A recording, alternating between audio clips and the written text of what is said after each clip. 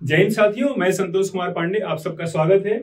जैसा कि आपको पता है कि हम लोगों ने एक सीरीज शुरू की थी जिसमें एएमयू एंट्रेंस में मैथमेटिक्स में आए हुए आउट ऑफ सिलेबस क्वेश्चंस को डिस्कस कर रहे थे। ये उसी का दूसरा पार्ट है। तो आज भी हम कुछ ऐसे क्वेश्चंस को डिस्कस करेंगे जो एएमयू एंट्रेंस में आ चुके हैं और सिलेबस से बहुत ज्यादा रिलेशन उनका नहीं है। ठीक है, तो शुरू करते हैं। ये आपके सामने एक क्वेश्चन है। The moon is about 3,84,000 kilometre from the earth and its path around earth is circular.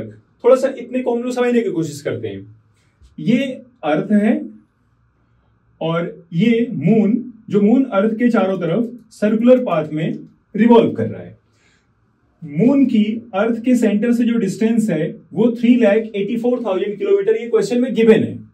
और साथ ही ये भी गिवन है कि मून अर्थ का एक रिवॉल्यूशन कंप्लीट करने में 24 आवर का टाइम लेता है। तो आपको मून की स्पीड बतानी है। Find the speed at which moon orbits the earth in kilometre per hour. Okay, तो जाहिर सी बात है कि मून वन रिवॉल्यूशन कंप्लीट करने में टाइम कितना ले रहा है, 24 आवर्स। और आपको स्पीड फाइंड करने के लिए डेफिनेटली आपको फॉर्मूला पता है, speed equal to distance divided by time. यानी आपको पता होना चाहिए कि 24 आवर में मून डिस्टेंस कितना ट्रेवल कर रहा है। तो मून डिस्टेंस कितना ट्रेवल कर रहा है, 24 आवर में मून अर्थ का वन रिवॉल्यूशन कंप्लीट कर लेता है along a circular path. So definitely distance traveled by moon is the circumference of the circular path. और circumference क्या होता है, 2 pi r। और ये अर्थ के सेंटर से जो मून की डिस्टेंस है 3,84,000 किलोमीटर, ये लेंथ इस सर्कल के लिए रेडियस की तरह काम करेगी। यानी कि इस क्वेश्चन में आपको क्या गिवन है कि 3,84,000 किलोमीटर जो अर्थ से मून की जो डिस्टेंस है ये आपकी रेडियस हो गई। तो फाइनली हम डिस्टेंस फाइंड कर सकते हैं।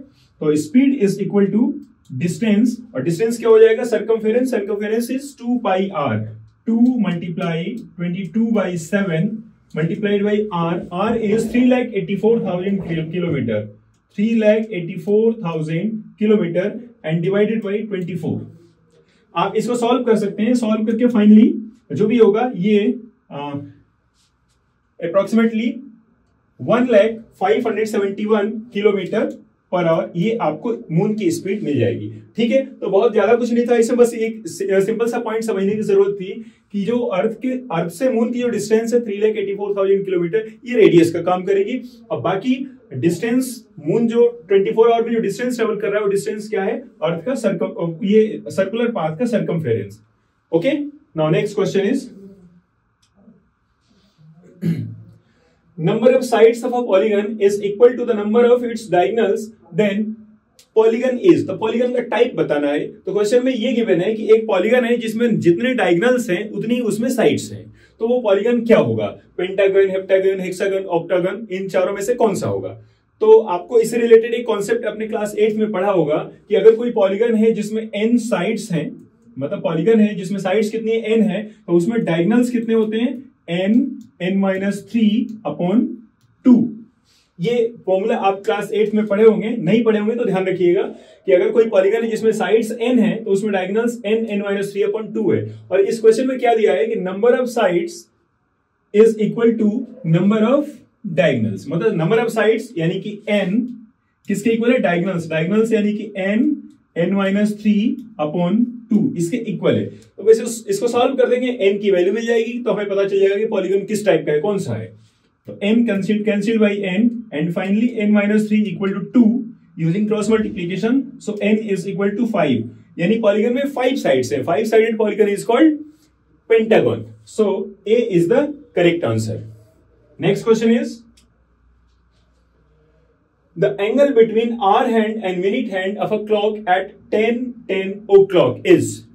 इस क्वेश्चन को करने से पहले इससे रिलेटेड एक छोटा सा कॉन्सेप्ट मैं डिस्कस करता हूं, उसके बाद इस क्वेश्चन को करते हैं। तो इसको बहुत अच्छे से समझने की कोशिश कीजिएगा, नोट कर लीजिएगा। इस टाइप के जितने भी क्वेश्चंस आएंगे सब में वो कॉन्सेप्ट यूज होगा। चलिए बच्चों, ये क्लॉक है, आपको पता है total clock is divided into 12 hours. इसमें 12 आवर्स, दिस इज 12, 6, 3, 9, इस तरीके से आपको पता है पूरा। वो कॉन्फ़िगरेशन में डिस्कस नहीं करना चाह रहा हूं। आपको पता है whole clock is divided into 12 hours. इसमें मेनली जो मैथमेटिकली यूज में आता है वो क्लॉक की दो हैंड्स को हम लोग कंसीडर करते हैं hour hand and minute hand. Hour hand जो छोटी नीडल होती है और जो मिनट हैंड बड़ी नीडल होती है। तो हम दोनों नीडल यानी आवर हैंड मिनट हैंड दोनों के लिए अलग अलग डिस्कशन करेंगे। तो सबसे पहले मैं डिस्कस करता हूं फॉर आवर हैंड। ये बड़ी इंपॉर्टेंट कॉन्सेप्ट है, अगर इसको आप ध्यान से समझ ले तो फिर ऐसे क्वेश्चंस बहुत इजीली कर सकते हैं। तो आवर हैंड के लिए बात करेंगे तो आपको पता होना चाहिए कि अगर आवर हैंड की सिचुएशन ये है, this is the position of hour hand, और आवर हैंड एक रिवॉल्यूशन कंप्लीट करके वापस इसी ओरिजिनल पोजीशन में आ जाती है, then hour hand completes the time interval of 12 hours. यानी आवर हैंड इस पोजीशन से मूव करके फिर से इसी पोजीशन में आ जाती है, तो टोटल टाइम कितना हो जाता है 12 आवर।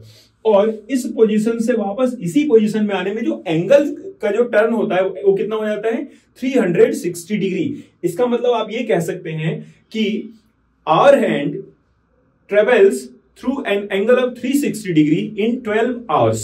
यानी सीधी सीधी बात है कि for hour hand 12 hours is equal to 360 degree. अब मतलब मैंने यहां लिखा नहीं है लैंग्वेज कि 12 आवर इक्वल टू 360 डिग्री, ऐसा कोई रिलेशन नहीं है। मतलब आपको ये समझना है कि hour hand turn through an angle 360 degree in 12 hours, यानी कि 12 आवर्स में आवर हैंड 360 डिग्री से रोटेट हो जाती है। तो 1 आवर में कितना रोटेट हो जाएगी 360 divided by 12, that is 30 degree. ठीक है, यानी कि कभी भी अगर आपको आर के लिए पूछा जाए कि 1 आवर अगर टाइम होता है तो कितने एंगल से डिस्प्लेसमेंट हो जाएगा, तो 1 hour equal to 30 degree use करेंगे। अब आवर हैंड अगर आपसे पूछा जाए कि आवर हैंड 1 मिनट में कितने एंगल से टर्न हो जाएगी, तो उस रिलेशन को आप यहीं से इवेलुएट कर सकते हैं। 1 आवर इक्वल टू 30 डिग्री, और 1 आवर को अगर आप मिनट में चेंज करेंगे तो 1 hour equal to 30 minute. So 30 minute equal, sorry गलत लिख दिया, 1 hour equal to 60 degree. 1 hour is equal to 60 minute and 60 minute is equal to 30 degree. So 1 minute is equal to 30 degree by 60, that is 1 by 2 degree. तो 1 minute equal to 1 by 2 degree, और इस minute को कुछ इस notation से भी use किया जाता है। 1 मिनट को सिंगल डैश से रिप्रेजेंट करते हैं, तो 1 minute is equal to 1 by 2 degree.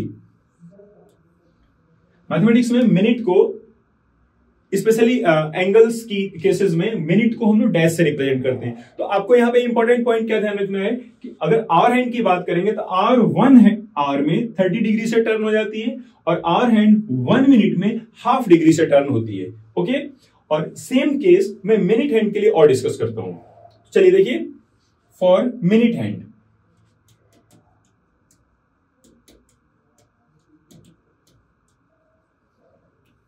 अब मिनट हैंड के लिए देखो बच्चों, मिनट हैंड अगर इस पोजीशन में है, अब इसको मैं मिनट हैंड में चेंज कर देता हूं। अब मैं मिनट हैंड के लिए बात कर रहा हूं। अगर ये मिनट हैंड है, मिनट हैंड की लोकेशन अगर ये है, और अगर ये 1 रिवॉल्यूशन कंप्लीट करके वापस ओरिजिनल पोजीशन में आ जाती है मिनट हैंड, तो टोटल टाइम कितना ट्रेवल हो जाता है 60 मिनट, और टोटल एंगल कितना टर्न हो जाता है 360 डिग्री। यानी कि for minute hand 60 minute is equal to 360 degree.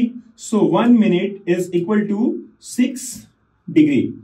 और 1 ये डैश से शो कर देता हूं मैं इसको, 1 minute is equal to 6 degree. तो ये दो इंपॉर्टेंट पॉइंट आपको ध्यान रखना है। यहां पे कंफ्यूज होने की जरूरत नहीं है कि sir 1 minute equal to 6 degree, 1 minute equal to half degree, ये दोनों ही बातें अपने अपनी प्लेसेस पे बिल्कुल ओके हैं। कंफ्यूज नहीं होना है। 1 minute is equal to half degree आप कब यूज करेंगे, जब आवर हैंड की बात करेंगे। आवर हैंड 1 मिनट में कितने डिग्री से टर्न होती है, हाफ डिग्री से, और मिनट हैंड 1 मिनट में कितनी डिग्री से टर्न होती है, 6 मिनट से। तो आपको ये दो पॉइंट ध्यान रखने हैं, और इन दोनों पॉइंट की हेल्प से इस तरीके का कभी भी कोई क्वेश्चन आएगा तो आप कंफ्यूज नहीं हो सकते। इन दोनों के रिजल्ट्स को मैं लिख लेता हूं। For hour hand 1 hour is equal to 30 degree, 1 hour equal to 30 degree, and 1 minute is equal to half degree. And for minute hand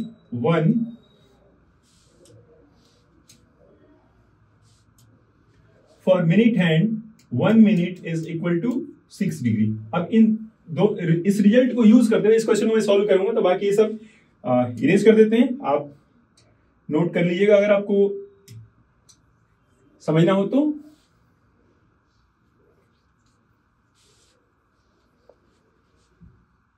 चलिए बच्चों, तो अब इस क्वेश्चन पे आते हैं। पर्टिकुलर इस क्वेश्चन पे आपको 10:10 पे बताना है कि what is the angle between hour and minute hand. तो पहले 10:10 की जो लोकेशन है उसको क्लॉक में आपको मैं विजुअलाइज कराता हूं। देखिए, दिस इज 12, 6, 9, 3, 1, 2, 10, 11। सभी से मतलब नहीं, हमें केवल उससे मतलब है 10:10। तो ये सेंटर हो गया इस सर्कुलर क्लॉक का।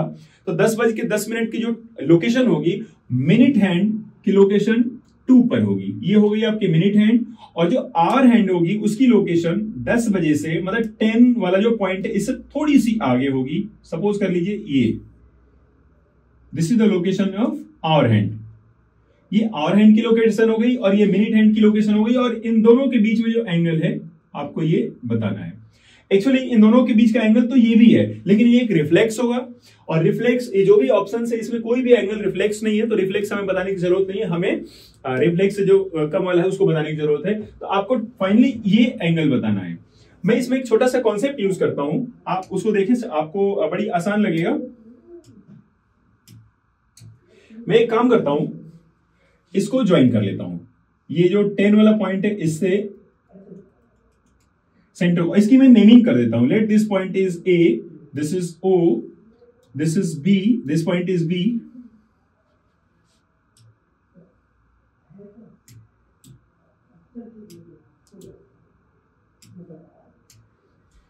This point is B and this point is C. ये 2 की लोकेशन है।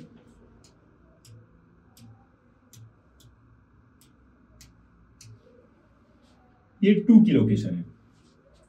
आपको ये वाला एंगल बताना है। फाइनली दिस एंगल आपको बताना है, एंगल BOC।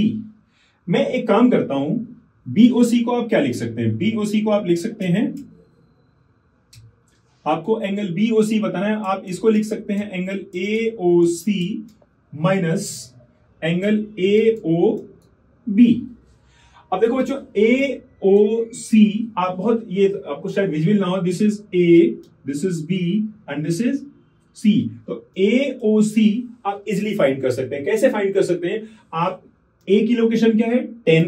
10 o'clock और C की लोकेशन क्या है? 2 o'clock। तो 10 बजे से 2 बजे तक टोटल कितने आवर्स हुए ये काउंट कर लो। 10 बजे से 2 बजे तक टोटल 4 आवर्स हो गए। और आपको पता है कि 1 hour is equal to 30 degree. So 4 hours equal to 30 multiplied 4 degree. तो एंगल AOC कितना हो जाएगा?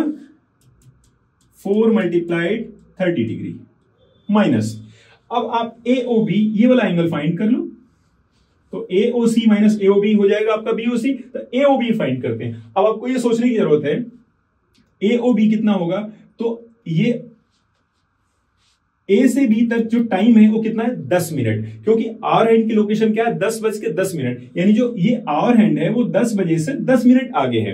तो बस हम ये फाइंड कर लें कि 10 मिनट में आवर हैंड ने कितना एंगल से टर्न हुआ। तो आपको पता है कि आवर हैंड 1 मिनट में हाफ डिग्री से टर्न होती है। तो आवर हैंड A से B तक जाने में 10 मिनट का टाइम है। तो 10 मिनट यानी कि ये एंगल कितना हो जाएगा? 1 minute equal to half degree. So 10 minute equal to 5 degree, यानी एंगल AOB कितना हो गया?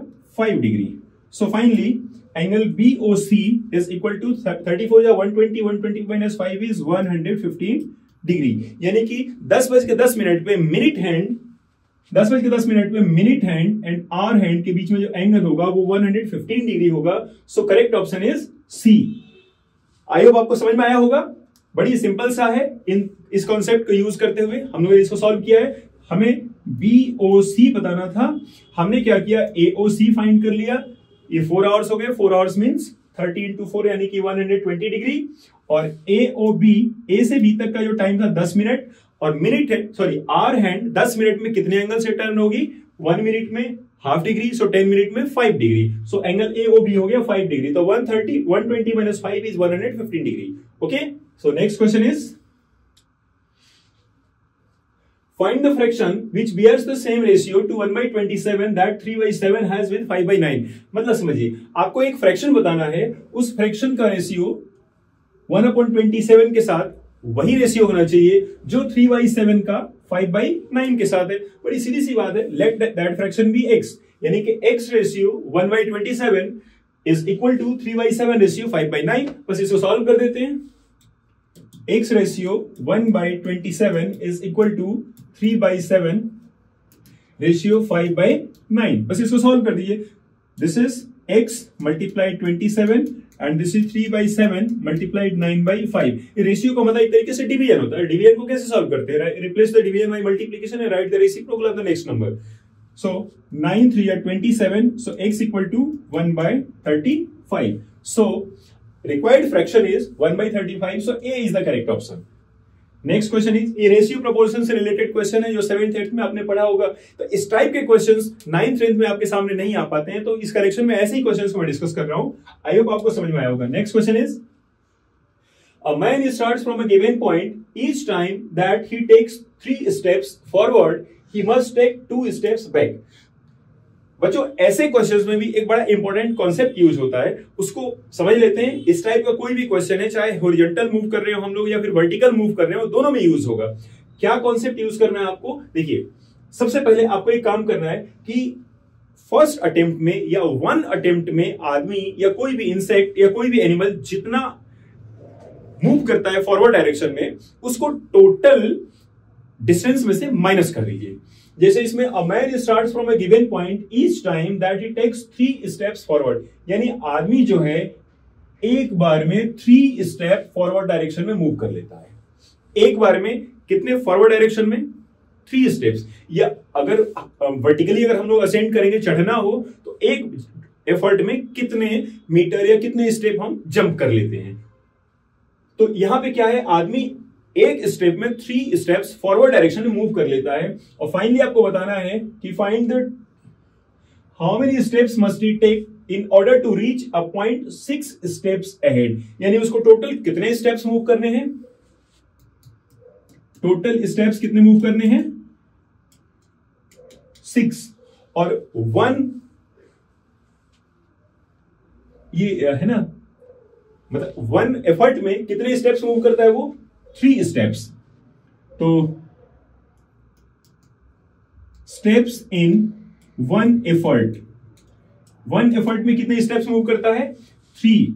तो आपको कोई भी ऐसा क्वेश्चन आए तो हमेशा टोटल जो भी डिस्टेंस ट्रेवल करनी है उसमें से 1 स्टेप में जितनी डिस्टेंस ट्रेवल करता है उसको माइनस कर लीजिए, या टोटल स्टेप्स में से 1 अटेम्प्ट में जितने स्टेप्स मूव करता है उसको माइनस कर लीजिए। तो फाइनली इसको अगर आप माइनस करेंगे तो कितना हो जाएगा? 3। और आपको ध्यान रखना है कि ये 3 स्टेप्स ये लास्ट वाले हैं, और ये स्टेप कितने स्टेप्स में मूव होंगे?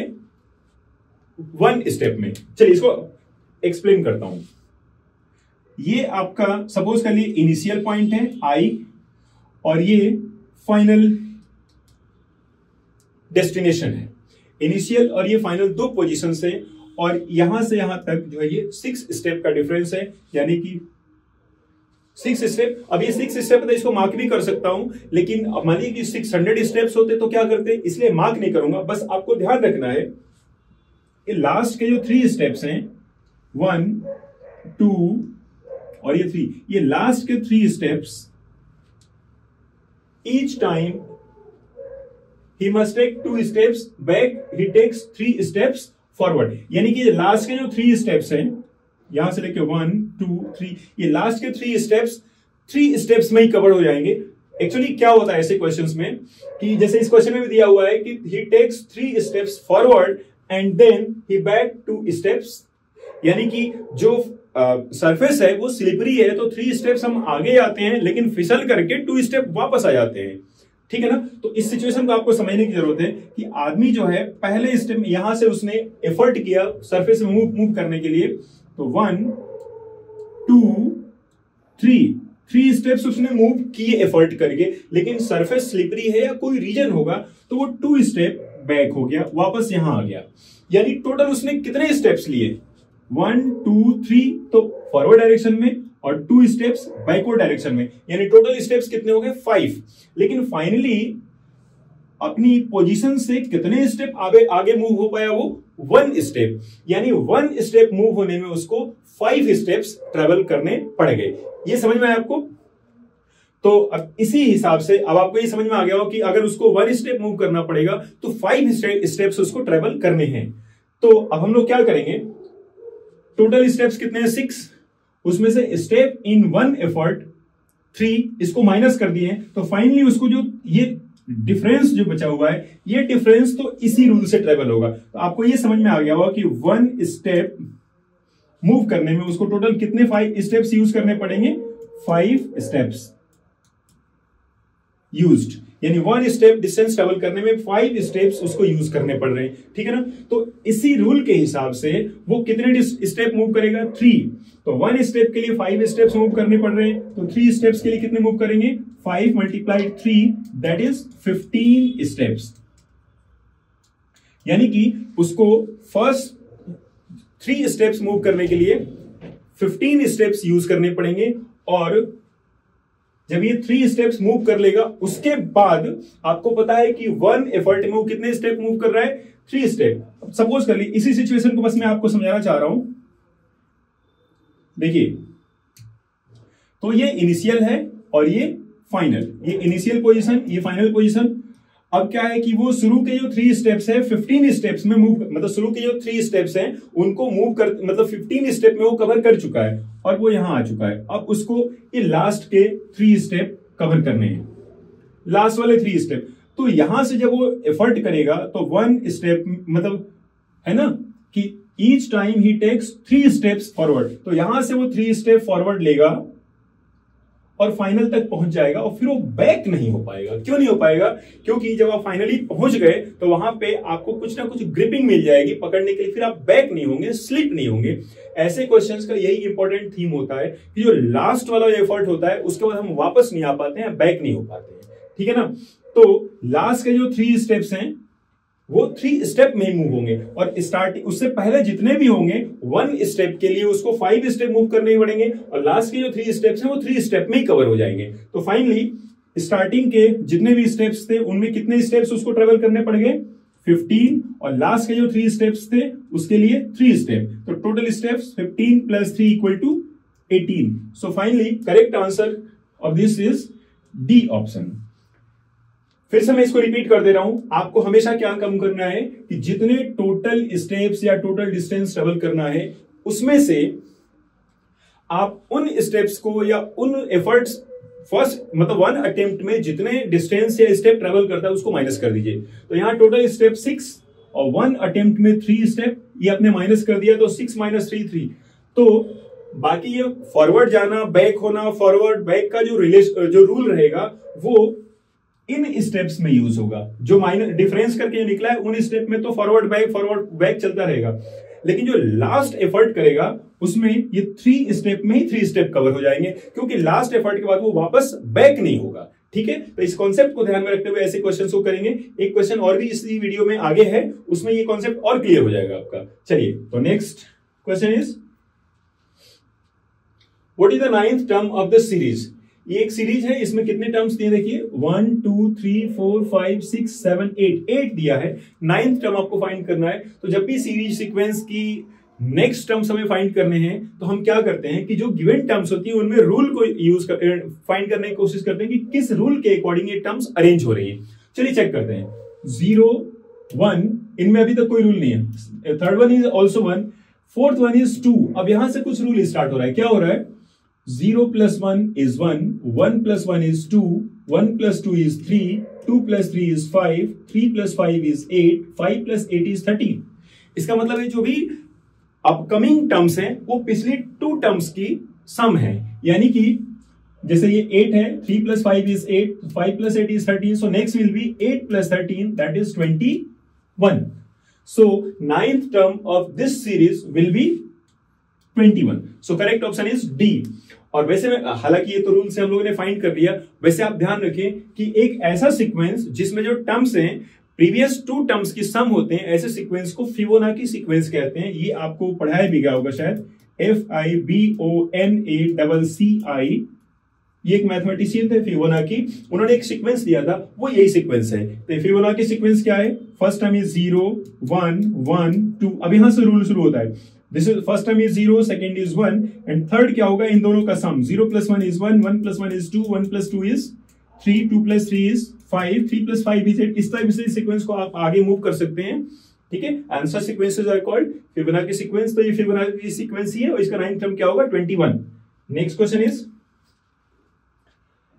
An insect crawls on a pillar of height. बिल्कुल ये वही क्वेश्चन है जो अभी इससे पहले जो क्वेश्चन था, ये 7th है। जो 5th क्वेश्चन था, जो man 3 step forward 2 step backward हो रहा था, ये वही है। उसमें क्या है कि मैन हॉरिजॉन्टल मूव कर रहा था, इसमें क्या है कि जो इंसेक्ट है वो वर्टिकल मूव कर रहा है। तो जैसे मान लीजिए ये पिलर है, टोटल इसकी हाइट कितनी है, 35 मीटर, ये 35 मीटर है।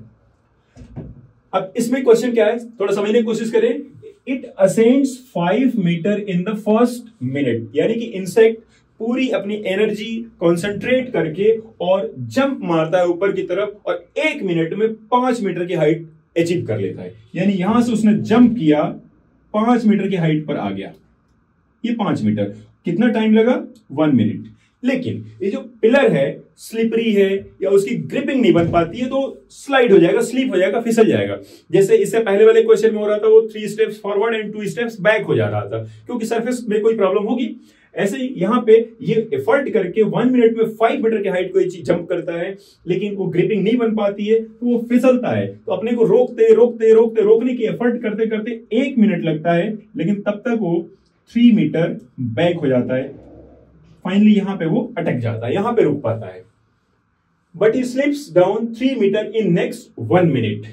तो 3 मीटर स्लिप हो जाता है, और कितने समय में, 1 मिनट में। यानी कि अगर यहां से उसने जंप शुरू किया तो 5 मीटर ऊपर गया, 3 मीटर स्लिप हो गया, यानी कि टोटल चढ़ा कितना, 2 मीटर, ठीक है ना। और टाइम कितना लगा उसको, 1 मिनट ऊपर जंप करने में और 1 मिनट स्लीप होते होते होते होते रुकने में। तो टोटल टाइम कितना लगा, 2 मिनट।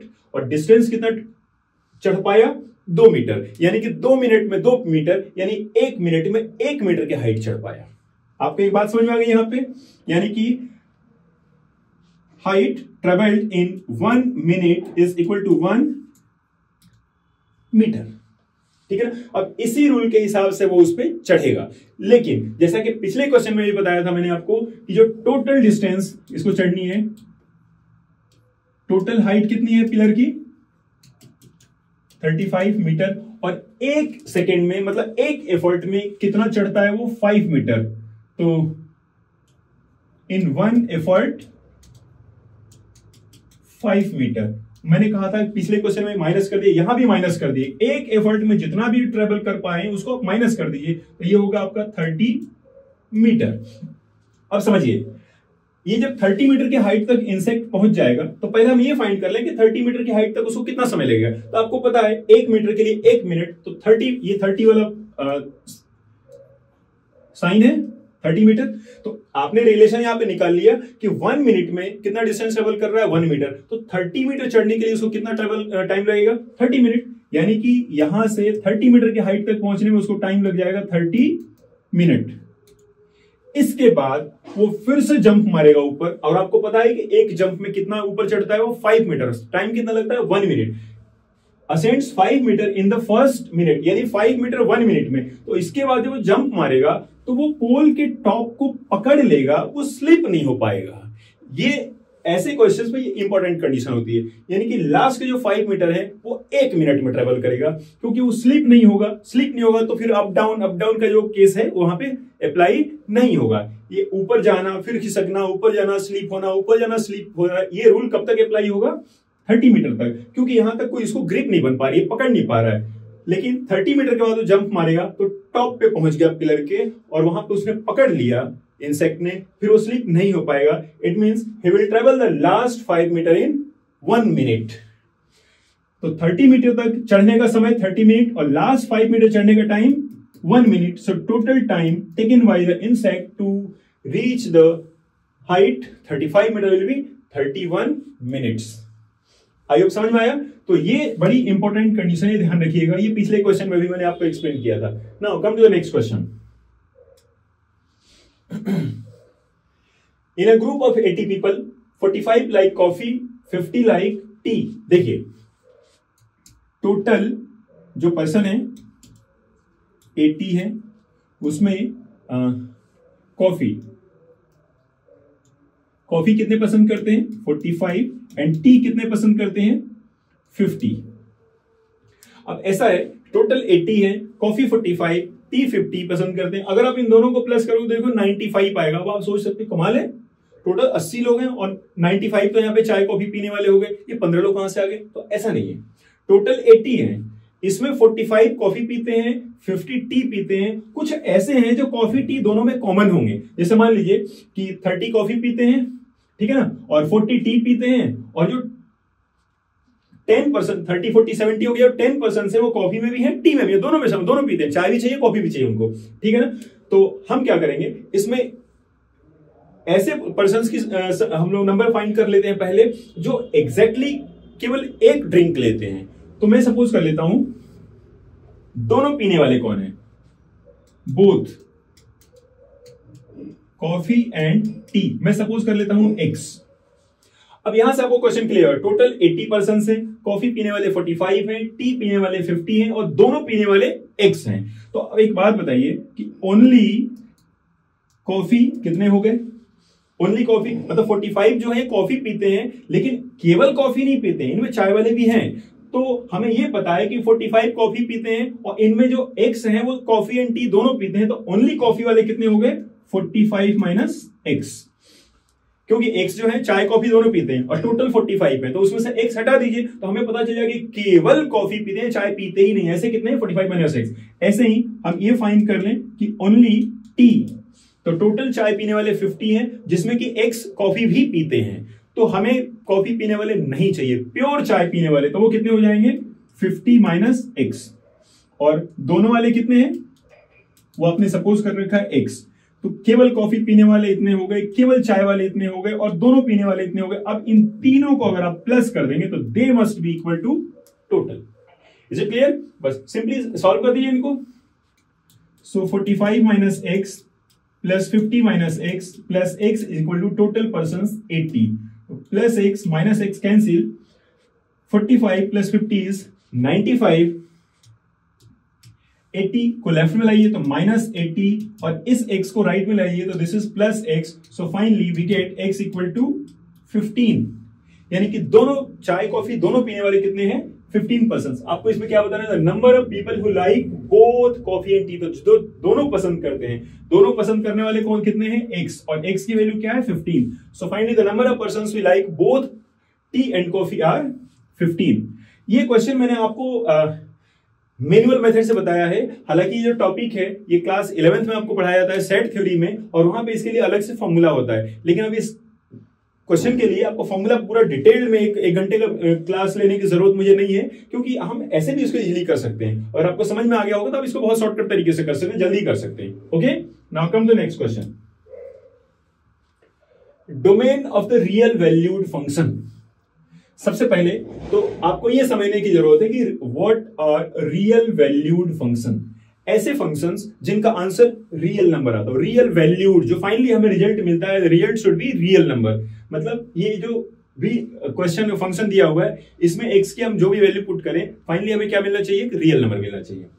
अच्छा, तो रियल वैल्यूड का function result should be real number, और डोमेन का मतलब है values of x which can be putted in the question. जो एक्स की वैल्यू हम क्वेश्चन में इसमें पुट करेंगे उनको हम लोग डोमेन कहते हैं, मतलब जो हम पुट कर सकते हैं। इसमें एक्स की प्लेस पे आप कुछ भी नहीं रख सकते हैं।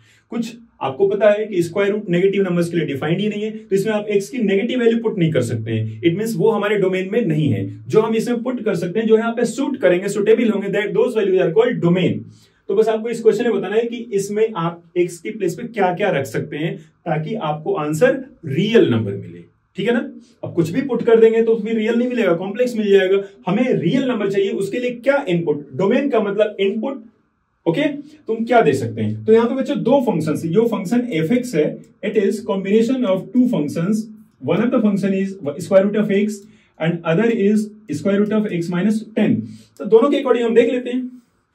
देखिए, यहां पे आप x की प्लेस पे क्या पुट कर सकते हैं। आपको पता है कि square root function is not defined for the negative numbers, okay, square root function is only defined for 0 and greater than 0 numbers. It means यहां से आपको पता है कि x की वैल्यू क्या हो सकती है, 0 हो सकती है, 0 से बड़ी। It means x is either 0 और ग्रेटर देन 0।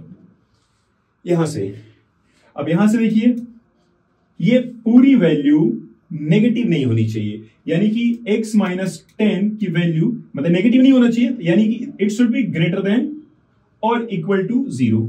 तो यहां से x की वैल्यू क्या आएगी, x must be greater than और इक्वल टू 10। तो इस फंक्शन में x की वैल्यू 0 है, 0 से बड़ी पुट कर सकते हैं। इस फंक्शन में x की वैल्यू 10 है, 10 से बड़ी पुट कर सकते हैं। भाई x तो एक ही वेरिएबल है, तो कहीं अलग कंडीशन कहीं अलग कंडीशन थोड़ी चलेगा। हम उस कंडीशन, वो कंडीशन हमारा आंसर होगा जो दोनों में कॉमन हो, दोनों को सूट करे। तो क्या करेंगे, इसके लिए बड़ी आसानी से आप समझ सकते हैं, एक नंबर लाइन बना लीजिए, इसमें आप 0 मार्क कर लीजिए और इसमें आप 10 मार्क कर लीजिए। इन दोनों वैल्यूज को मार्क करना है, 0 एंड 10, जो आपने सॉल्व करके निकाला है। ओके, तो इस कंडीशन के अकॉर्डिंग x की वैल्यू क्या हो सकती है, 0 हो सकती है। देखो, जब भी इक्वलिटी का साइन है तो आप इसको सर्कल कर दिया करो, यानी ये भी हमारा आंसर है। ठीक है, और ये यहां भी इक्वलिटी का साइन है, यानी x इक्वल टू 10 भी हमारे आंसर में शामिल है। जहां भी इक्वल साइन लगाओ, समझ लीजिए कि x की वैल्यू 0 हो सकती है, 0 हो सकती है, तो इसको आप डार्क करिए। x equal to 10, it means x 10 की वैल्यू हो सकती है, यानी इसको आप डार्क कर दीजिए। और क्या है, केवल x 0 थोड़े हो सकता है, 0 हो सकता है, 0 से सारी बड़ी वैल्यू, यानी 0 including all the values greater than 0, ये हुआ। साथ ही यहां से क्या है, x may be 10 and greater then 10, यानी यहां से क्या मिला, 10 एंड ऑनवर्ड 10। तो दोनों का कॉमन रीजन क्या हो गया, जहां पे दोनों लाइंस, ये this is the common region, यानी x की जो कॉमन वैल्यूज क्या हो रही हैं, 10 और ग्रेटर देन 10। सो फाइनली हमारा डोमेन क्या हो गया, x की वैल्यू 10 हो या 10 से बड़ी हो, तो वो दोनों को सेटिस्फाई कर देगा। तो इसमें देखिए कौन सा ऑप्शन है, x is greater than equal to 0, लेकिन ये तो नहीं है, x is greater than equal to 10, this is the right answer, B. ठीक है ना, यहां कह रहे हैं कि x की वैल्यू 0 से बड़ी लेकिन 10 से छोटी, जबकि आप ये देख रहे हैं कि x की वैल्यू 10 से बड़ी होनी चाहिए, 10 के इक्वल भी हो सकता है। यहां x is less than equal to 10, 10 हो 10 से छोटा हो, तो 10 हो 10 से छोटे पे तो ये कंडीशन डिफाइन ही नहीं होगा। आई होप आपको समझ में आया होगा। Now come to the next question. Rupees 49 were divided among 150 children. ये क्वेश्चन वैसे पेयर ऑफ लीनियर इक्वेशन का है, आगे आए हमारे कलेक्शन में, चलिए फिर भी डिस्कस कर देता हूं। देखना है, rupees 49 divided among 150 children, total children कितने हैं, टोटल चिल्ड्रन कितने हैं, 49, सॉरी रुपीज 49, चिल्ड्रन गलत पढ़ लिया मैंने, सॉरी। तो चिल्ड्रन कितने हैं टोटल, 150, और टोटल जो रुपीज हैं वो कितने हैं, 49। अब जो चिल्ड्रन है 150, ये बॉयज एंड गर्ल्स की कॉम्बिनेशन है, इसमें कुछ बॉयज हैं और कुछ गर्ल्स हैं। और जो रुपीज 49 है वो भी कुछ कॉइन्स का कलेक्शन है। कॉइन्स कैसे कैसे हैं, कुछ 50 पैसे के कॉइन है और कुछ 25 पैसे के कॉइन है। ठीक है ना, तो बस सपोज कर लेता हूं कि बॉयज कितने हैं, x, गर्ल्स कितनी है, y। ठीक है, तो क्या है कि बॉयज प्लस गर्ल्स दोनों मिलाकर के टोटल चिल्ड्रन हो जाएंगे, यानी कितने हो जाएंगे, 150। तो बॉयज कितने हैं, x, गर्ल्स कितनी है, y, यानी x plus y equal to 150। This is x plus y equal to 150। This is equation number 1।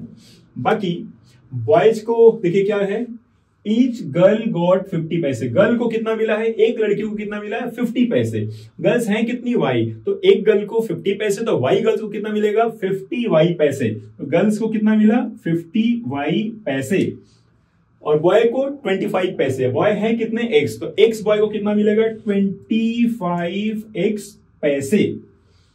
तो बॉयज को मिला 25x पैसे, गर्ल्स को मिला 50y पैसे, और इन दोनों को अगर कंबाइंड कर देंगे then we get the total rupees. Total rupees कितने हैं, 49। तो 49 रुपीज को जब ये पैसे में है तो 49 रुपीज को भी पैसे में चेंज कर दीजिए। पैसे में चेंज करने के लिए क्या करेंगे, 100 से मल्टीप्लाई कर दीजिए। पूरी इक्वेशन को 25 देखिए कॉमन है, 25 से डिवाइड कर दें अगर, तो क्या मिलेगा आपको, x प्लस 2y। 25 से इसको डिवाइड करेंगे 4 जाए एंड 49 4 जाओ 196। This is equation number 2। तो इन दोनों इक्वेशंस को आप सॉल्व करके, आपके पास बहुत सारे मेथड्स हैं, एलिमिनेशन मेथड, सब्स्टिट्यूशन मेथड, किसी मेथड को सॉल्व करके x एंड y की वैल्यूज निकाल सकते हैं। वैसे ओरल कर लो, इक्वेशन 2 में से 1 को माइनस कर दें तो x minus x cancel, 2y minus y is y, and 196 minus 150 equal to 46, यानी गर्ल्स कितनी है, 46, क्या पूछा गया था? नंबर ऑफ बॉयज, बॉयज बताने हैं। टोटल स्टूडेंट कितने हैं? 150, जिसमें गर्ल्स कितनी है? 46। तो बॉयज कितने हो गए? 150 माइनस 46 दैट इज 104। ये आप कर सकते थे, ये तो सिलेबस का ही था लगभग। नेक्स्ट क्वेश्चन इज, ये एक्सपोनेंट एंड पावर से रिलेटेड क्वेश्चन है, डिस्कस कर लेते हैं इसको। देखिए 3 raise x minus 3 raise x minus 1 is equal to 18। बड़ा सिंपल सा है, एक्सपोनेंट रूल को ध्यान में रखते हुए आपको इसको सॉल्व करना है। पहले बड़ा सिंप्लीफाइड में मैं इसको सॉल्व करता हूं। This is 3 raise x minus, इसको क्या लिख सकते हैं आप? 3 रेज x अपॉन 3 लिख सकते हैं। एक्सपोनेंट रूल, डिवीजन में पावर्स माइनस हो जाती हैं और पावर माइनस होने तो उसको डिवाइड में ब्रेक कर सकते हैं। दिस इज 18, इसमें से आप 3 रेज x कॉमन ले लें। So this is 1 and this is 1 by 3 is equal to 18. This is 3 raised x. 1 minus 1 by 3 is 2 by 3 equal to 18. 2 से आप 18 को कैंसिल कर दें, 9 जा, ठीक है ना। और इसको आप सॉल्व कर ले, 3 raised x upon 3 is 3 raised x minus 1. This is 3 raised x minus 1 and right hand side is 9 and 9 is 3 raised 2. Since base of both sides are equal, therefore exponent must be same. So on comparing their exponents, we get x minus 1 equal to 2 and finally x equal to 3. So क्या बताना है आपको? x is 3. So A is the right answer. Next question is, the length and breadth of square are increased by 30% and 20% respectively. सबसे पहले आपको पता है कि स्क्वायर की बात हो रही है, स्क्वायर की सभी साइड्स इक्वल होती हैं। तो मैं सपोज कर लेता हूं कि एक स्क्वायर है जिसकी सभी साइड्स 100 100 हैं। 100 क्यों लिया मैंने? इसलिए लिया क्योंकि 100 का 30% विदाउट कैलकुलेशन आप ओरल बता सकते हैं कि 30% ऑफ 100 इज 30, 20% ऑफ 100 इज 30, सो 20। तो अब देखिए स्क्वायर है जिसकी साइड्स मैंने 100 सपोज कर लिया, आप एक्स वाई जेड कुछ भी सपोज कर सकते हैं, टाइम बचाना है तो 100 ले लीजिए। तो इसका एरिया क्या हो जाएगा? 100 मल्टीप्लाइड 100 यानी कि 10,000 स्क्वायर यूनिट। मैं यूनिट नहीं लिख रहा हूं, स्क्वायर यूनिट, ठीक है। अब क्या हुआ, इस स्क्वायर की साइड्स को चेंज कर दिया गया। लेंथ मतलब एक साइड को 30% बढ़ा दिया गया, एक साइड को 20% बढ़ा दिया गया। तो डेफिनेटली साइड्स डिफरेंट लेंथ की हो गई, साइड्स डिफरेंट लेंथ की हो गई, तो स्क्वायर क्या कन्वर्ट हो, किसमें कन्वर्ट हो गया? रेक्टेंगल में, ठीक है ना। क्योंकि साइड्स की लेंथ को चेंज किया गया, एंगल चेंज नहीं किया गया, एंगल सेम है, यानी एंगल सभी 90 के हैं। तो आपको पता होगा quadrilateral whose each angle is 90 degree, definitely it is a rectangle. यानी कि इसमें जो चेंजेस किए गए उसके बाद क्या मिल गया आपको? एक रेक्टेंगल। अब रेक्टेंगल की लेंथ क्या हो गई?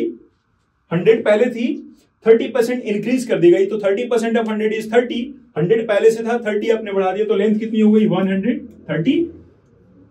और ब्रेड्थ कितनी हो गई? 100 थी, 20% बढ़ा दिए, तो ये कितना हो गया? 120। तो अब इसका फिर से एरिया निकाल लीजिए आप, A2, इसको मैं A1 कर देता हूं, तो एरिया कितना हो जाएगा? 130 मल्टीप्लाइड 120, और ये हो जाएगा आपका 15600 स्क्वायर यूनिट। डेफिनेटली स्क्वायर की लेंथ भी आपने इंक्रीज की है, ब्रेथ भी इंक्रीज की है, तो डेफिनेटली इसका एरिया इंक्रीज होगा। देख रहे हैं आपको इंक्रीज हो गया। तो आपको बताना है कि the area of the rectangle so form exceeds the area of the square by, यानी जो रेक्टेंगल बना उसका एरिया बढ़ गया, स्क्वायर से कितना परसेंट बढ़ गया, बस आपको ये बताना है। तो पहले ये बताइए कि इंक्रीज इन एरिया कितना इंक्रीज हुआ?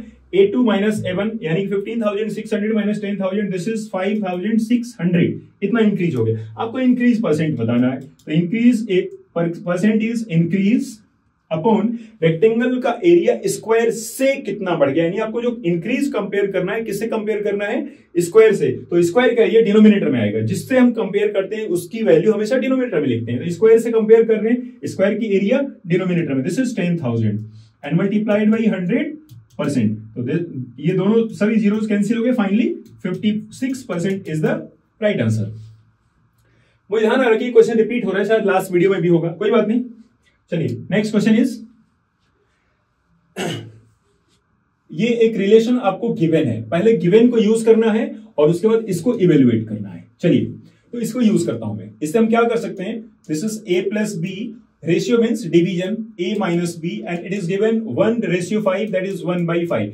तो साथियों हम लोग इसको सॉल्व करके a एंड b में एक रिलेशन फॉर्म कर लेते हैं कि a equal to this times of b, और उसको हम लोग इसमें यूज कर लेंगे तो a एंड b एलिमिनेट हो जाएंगे। चलिए कैसे करेंगे देखिए, क्रॉस मल्टीप्लाई करिए, this is 5a plus 5b is equal to a minus b। Solve करिए, 5a minus a is 4a and minus b minus 5b is minus 6b, and finally a की value क्या होगी solve करने पे? -6/4 यानी कि -3/2b।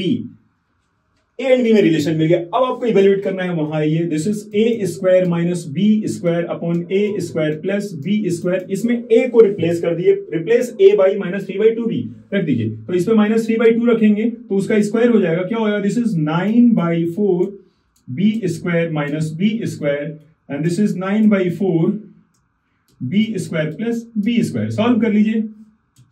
This is 9b square minus 4b square is 5b square upon 4 and this is 9b square plus 4b square is 13b square by 4, 4 cancel, b square cancel, finally we get 5/13. So 5:13 is the right answer and C is the correct option. Okay, now next question is, okay, I think your last question था। I hope आपको अच्छे से questions समझ में आए होंगे। आप back करके देख सकते हैं, बढ़िया से इसके कॉन्सेप्ट को प्रैक्टिस कर लीजिएगा। बाकी इस टाइप के क्वेश्चंस और आपके पास हो तो प्रैक्टिस कीजिएगा, ठीक है। कोई क्वेरी हो तो कमेंट में आप लिख सकते हैं। और ये सामने आपको एक डिस्प्ले हो रहा है, जिस तरीके से हम लोग इन वीडियोस में ऑनलाइन जो क्लासेस ले रहे हैं, इसी तरीके से सेम हम ही लोग ऑफलाइन क्लासेस भी कंडक्ट कर रहे हैं। और हम लोग के यहाँ 6th, 9th, 11th AMU entrance की क्लासेस शुरू हो चुकी हैं, कुछ होने वाली हैं। तो जो भी बच्चे इंटरेस्टेड हो वो इन कॉन्टेक्ट नंबर पे कॉल करके डिटेल ले सकते हैं और यहाँ अपने आप को एनरोल कर सकते हैं। आई होप आपको मजा आ रहा होगा, मजे लेते हुए मन से पढ़ें और कोई क्वेरी हो तो कमेंट में लिखा करें। Thank you, all the best.